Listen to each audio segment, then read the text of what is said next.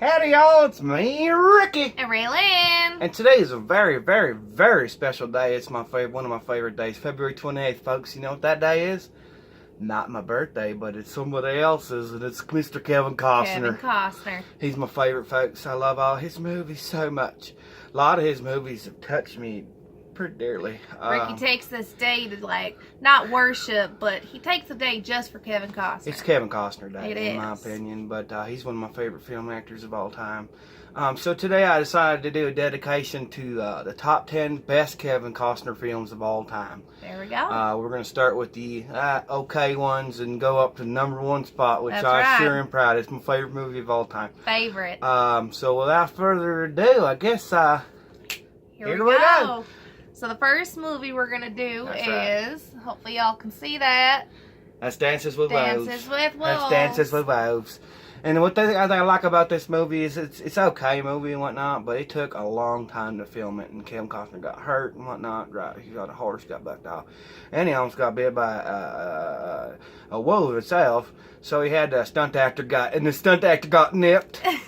So he's glad he didn't do that one. Glad. But needless to say, Ashni Atana Ate. He learns the Indian language and whatnot. It's okay film. It's not real good, but I just had to put it on top 10. So, Yep. number 9 spot goes to...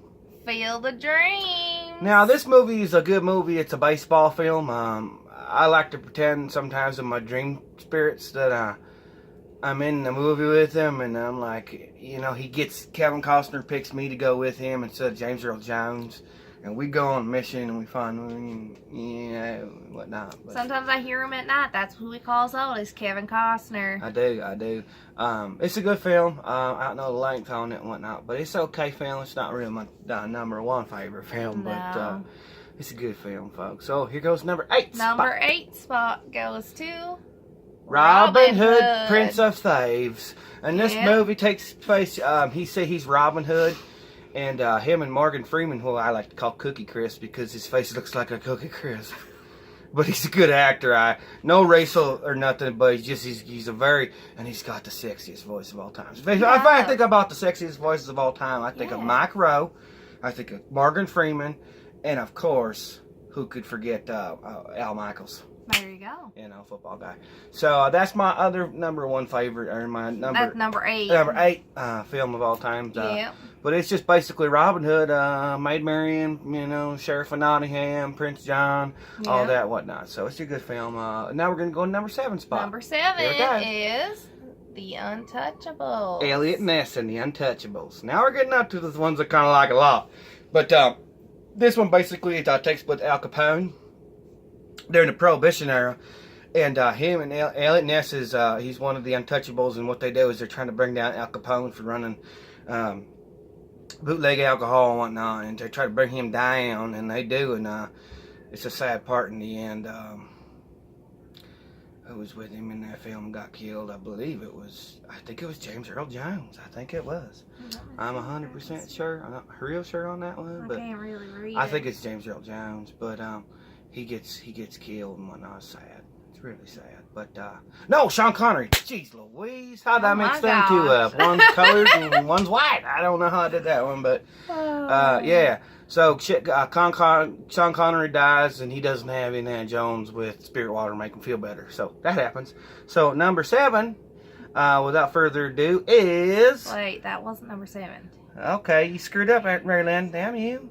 We're at number 6. Number 6. Okay, Ricky. and this movie is... A Perfect World. Perfect World. Now, the setting of this movie is it's got Clint Eastwood and whatnot. He's in it.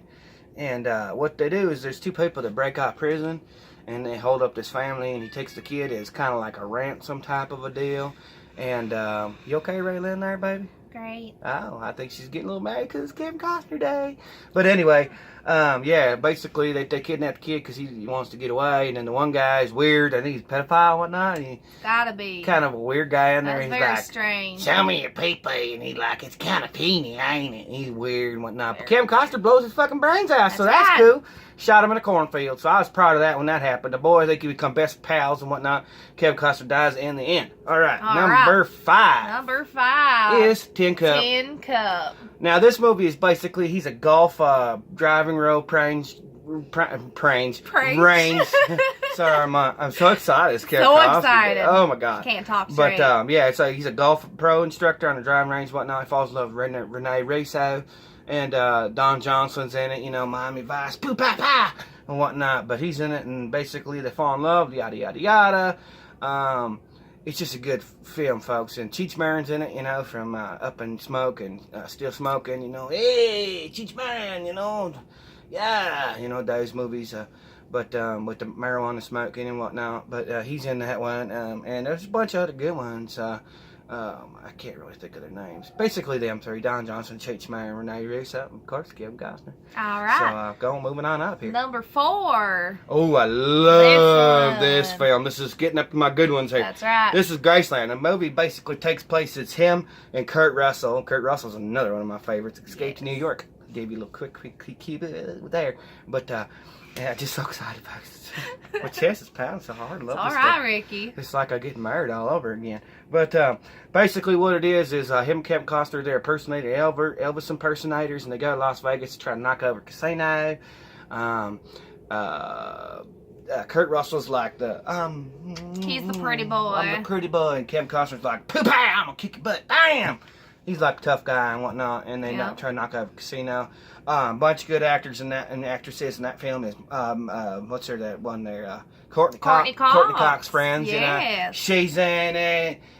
Christian Slater, another super good actor. Yes. Christian Slater. He's up there with like Kevin Bacon in my realm. He's in that, and of course Howie Long. God, can't forget Howie Long, man. No. Raiders, you know what I mean.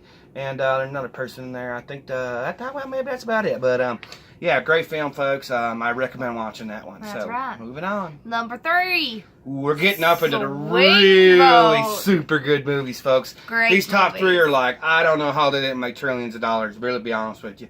Swing Vote's basically where this guy's name's Bud. It comes down to the last vote to vote president, right? So it's him and Kelsey Grammer's in it, and a bunch of other, Fraser and whatnot. He's in there. But basically what it is, are you okay? I'm great. I think she hears the kids back there driving her nuts a little bit, but that's okay. But yeah, basically it comes down to him. He's got to make the vote. Good film, folks. Oh, it's such a good film. So watch that one. Check it out. So moving on, number 2. This was a close one to number 1. Good film, folks. Let me tell you what. You want to talk about the best apocalyptic movie ever? It's M16's meet Western. Basically what it is apocalyptic world in 2013, which is already happening, of course, which I think is kind of funny. But yeah, the world's gone to shit and petered out and whatnot, and basically he is the one guy who tries to bring back the United States, bring back the Republic, bring back democracy, so it's not all chaos and whatnot in crazy town and have you and whatnots. But basically he's a mailman, and what he does is he's just kind of round up everybody, and they're all trying to be postmen and deliver the mail and whatnot, and trying to make a rebellion against the bad people. The one dude in it, I don't know his name. Basically just Kevin Costner's the only one that I know that's in that movie. Oh, there's another one in there. Yeah, who cares? But Kevin Costner, he's the best. So, and here we go. Can I get a drum roll for this song? Number 1 Kevin Costner film. Yes, folks, it is Waterworld. Waterworld. It's such a good movie. Oh my gosh, where do I start? Basically, what's his name from Sesame Street's Mr. Noodle? He's in it, and he's like, I got a balloon and whatnot. And there's a little girl in there. She's got a map on her back. Dennis Hopper's in it. He's a bad guy. He's one of the smokers. He got an eye patch because Kevin Costner gets his eye all goofed up, blows him up and whatnot. And God, it's so hard. It's my favorite film, folks. It's my favorite. Ricky? Number 1. Number 1. But basically, the whole principle, the whole movie is they're trying to find dry land. And they find the deal, and guess what, folks? Kevin Costner's like, I don't like this. I got flippers and I got gills. I don't like this. I got webbing feet, and sand don't feel good on my feet now. So what he does is he gets up and he gets on out of there. And oh gosh, it's such a good film. Ricky dreams about this. I get a little crazy sometimes. A few times a week. But, best film ever, folks. Check it out. Right. Number 1 in my book. It's up there with like Battlefield Earth. Okay, that's another story too. Another story. Johnny Travolta's. It's the best dang film ever, folks. It's the best film ever. Please check it out.